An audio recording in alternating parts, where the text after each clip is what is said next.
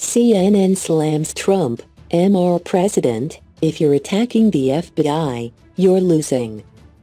You can have the biggest story about Hillary Clinton. I mean, look at what she's getting away with, but let's see if she gets away with it. Let's see.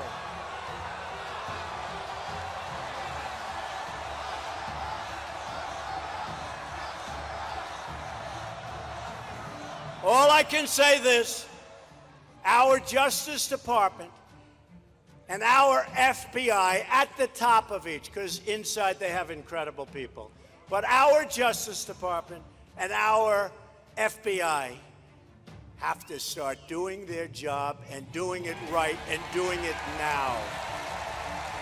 Because people are angry. People are angry.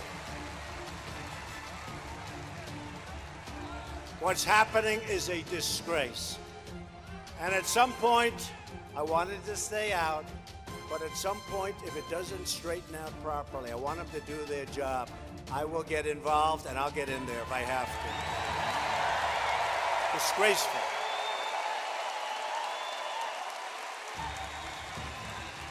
And the whole world is watching, and the whole world gets it, and the whole world understands exactly what's going on.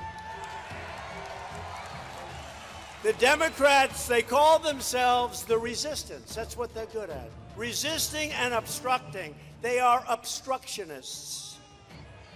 Every day they are resisting the will of the American people and trying to undermine the verdict of our democracy delivered so strongly in 2016 like never before delivered.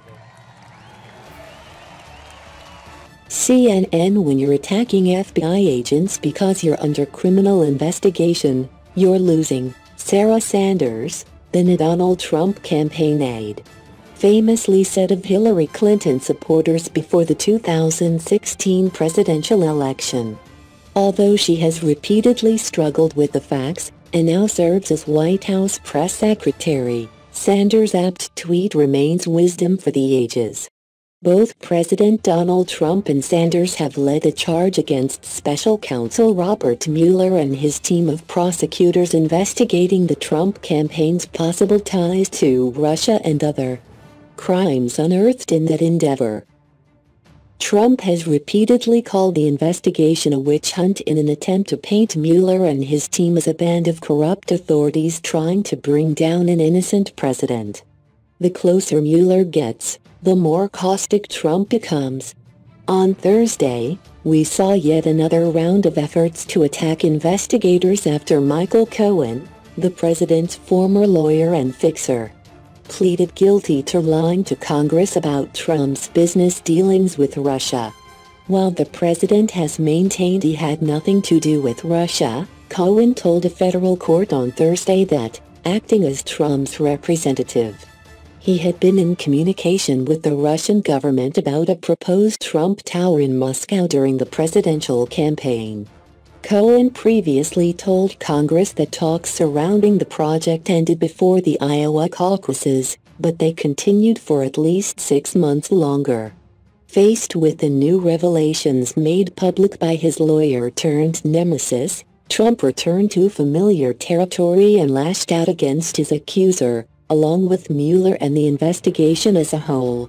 He called Cohen a weak liar, while branding Mueller and his team of independent public servants a total disgrace.